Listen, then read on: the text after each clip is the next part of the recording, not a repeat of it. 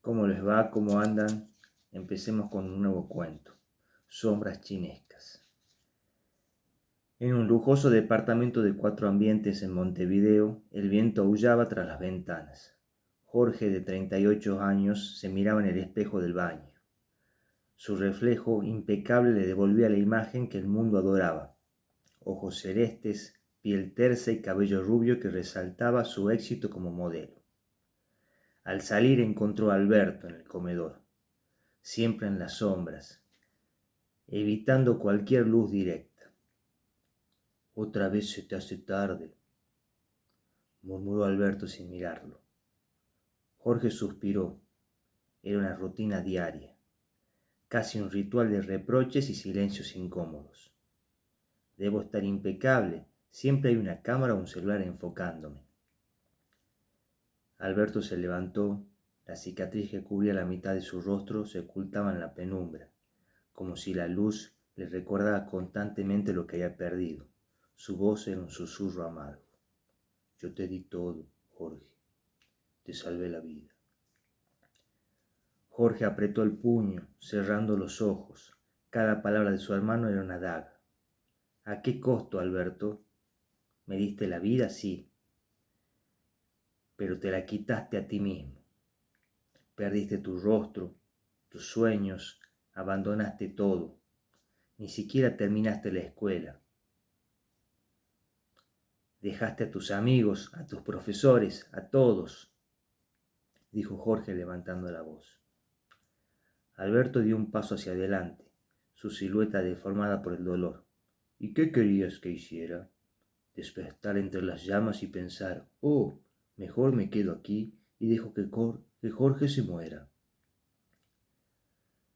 «No entiendes, Jorge. Todo lo que soy ahora, esto, una sombra». Jorge bajó la mirada.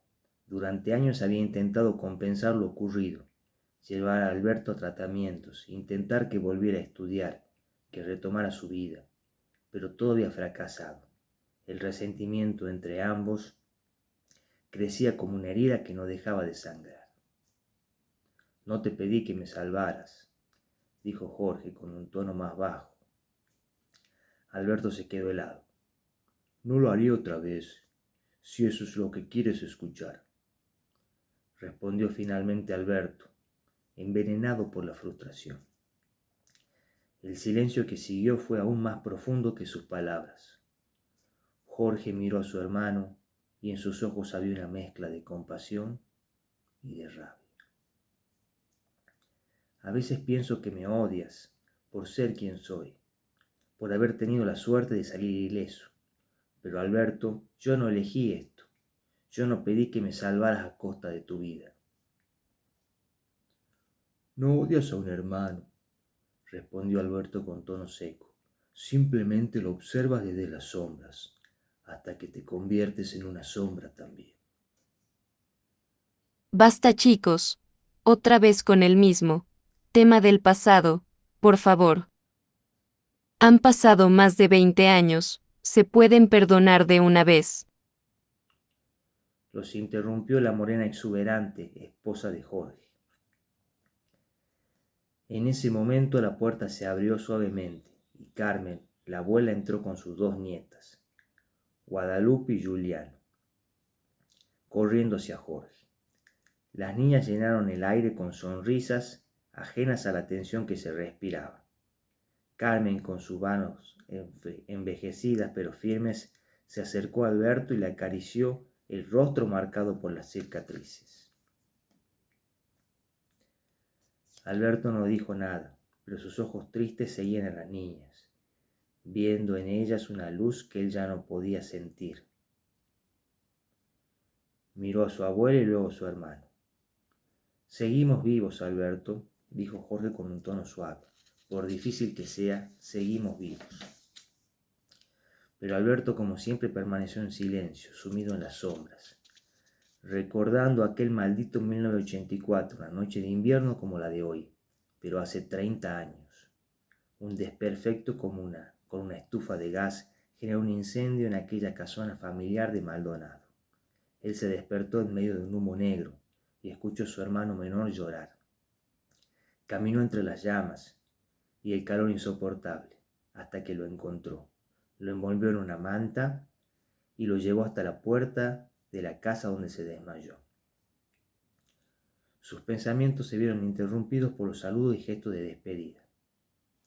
Esta noche le tocaba cuidar a sus sobrinas, Wadi y Julie, para que sus papis salgan al teatro y la abuela se vaya a descansar. Cuidar a los demás, ver que los demás sean felices a su costa, pero esta noche sería diferente. Eran las 23, luego la medianoche, la 1, y las niñas no se dormían. Él seguía inventando historias y movimientos de las muñecas de aquí para allá, como si tuvieran vida, como si hablaran. De repente el olor acre del humo llenó sus fosas nasales.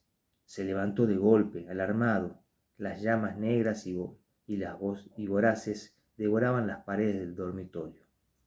El fuego rugía como una bestia hambrienta, y en medio del caos escuchó lo que temía, las voces de sus sobrinas. Los gritos desesperados de las pequeñas atravesaban el fuego. ¡Tío! ¡Tío!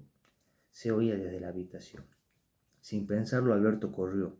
No iba a cometer el mismo error 2 veces, no esta vez. En vez de ir hacia el fuego, salió desesperadamente del departamento escuchando los gritos aterradores de sus sobrinas iban disminuyendo, hasta desaparecer y el olor a carne abarrotado en el ambiente lo perseguía. Abrió sus ojos y estaban las piezas de las pequeñas, sudoroso, agitado, con una Barbie en cada mano. Las niñas dormían al lado.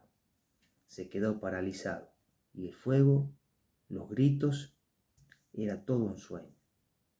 Se dejó caer al suelo de rodillas y de repente el peso de todo lo que había reprimido durante años lo aplastó. El sacrificio, la pérdida, el resentimiento, los años que había vivido oculto en las sombras. Un torrente de lágrimas brotó de sus ojos sin control, liberando una tormenta contenida por tanto tiempo. Se inclinó hacia la cama besando la frente de las niñas y luego se levantó dirigiéndose a su habitación. Mientras caminaba una sensación de vacío lo invadía, como si el sueño hubiera revelado una verdad incómoda que siempre había evitado enfrentar. ¿Cuántos años había pasado en esa dinámica, repitiendo un sacrificio que nunca terminaba? Se sentó en el borde de la cama mirando la maleta arrinconada que nunca se había animado a usar. En ese momento lo entendió. No podía seguir viviendo una historia que no le pertenecía. Ahora, ¿quién lo salvaría a él? La respuesta llegó fría y certera. Nadie. Si quería encontrar paz, tendría que irse, dejar atrás las sombras que lo habían mantenido prisionero durante tanto tiempo. Que se jodan todos, pensaba una y otra vez. Horas más tarde, cuando Jorge llegó del teatro, lo primero que notó fue el silencio. No había risas ni el bullicio usual. Caminó por el pasillo y encontró a su hermano sentado en el sofá con la maleta al lado. ¿Qué está pasando?, preguntó Jorge preocupado. Alberto lo miró con una tranquilidad extraña, su rostro marcado por las cicatrices, pero con una expresión decidida. Es hora de marcharme, Jorge. No puedo seguir aquí. Jorge frunció el ceño. ¿Qué estás diciendo? ¿A dónde vas? Alberto suspiró. Finalmente enfrentaba a su hermano cara a cara. A empezar mi vida. He pasado demasiado tiempo viviendo la tuya, a la sombra de lo que pasó. No puedo seguir así. Me he llevado unos cuantos miles de pesos uruguayos. Considéralo una indemnización, un punto final para todo esto. Voy a dedicarme a contar cuentos de terror. Voy a matarte, literalmente, cientos de veces para los turistas en los balnearios. Sabes que el agua siempre me tranquiliza. Jorge lo miró impactado, pero antes que pudiera decir nada, Alberto continuó. No te preocupes. No es un adiós con odio. Es solo que es lo que tenía que hacer hace mucho tiempo. Salvarte fue una decisión que tomé por instinto, pero quedarme aquí, viviendo a costa de tu éxito, fue mi mayor error. No puedo seguir poniendo en pausa mi vida. ¿Por qué no lo meditas con la almohada? Es tarde ya, le dijo su hermano. Y su esposa comentó: Es muy tarde. Estamos todos cansados. Mañana la seguimos. Vamos a dormir. aguantando la alegría de ver que al final su cuñado iba a desaparecer de sus vidas. Era el niñero más caro de la historia de Uruguay. Al fin iban a emanciparse. Las palabras de Alberto quedaron suspendidas en el aire como un golpe silencioso. Jorge, por primera vez en años, no supo qué decir. No hubo gritos ni reproches, solo el eco de lo inevitable. Hasta siempre, mi héroe, dijo finalmente Jorge con voz rota. Lo sé, respondió Alberto levantando y tomando su maleta. Saludos a las chicas. Nos vemos para fin de año. Y sin mirar atrás, Alberto salió del departamento, llamó al ascensor. No era la primera vez que salía de casa, pero hace mucho tiempo que no lo hacía, y era solo para ir al médico. El aire fresco, casi congelado, lo hacía gritar mientras se alejaba hasta la parada de taxis, pero se sentía tan vivo como cuando imaginaba hacer esos goles gambeteando a lo Maradona en el fondo de la casa de sus padres. Bueno, allí concluye el cuento. A veces la prueba de amor no es sacrificarse por lo demás, sino encontrar la valentía para salir de las sombras y construir tu propia luz, porque al final, solo viviendo tu propia vida, puedes honrar plenamente los sacrificios que otros han hecho por ti. Hasta la próxima.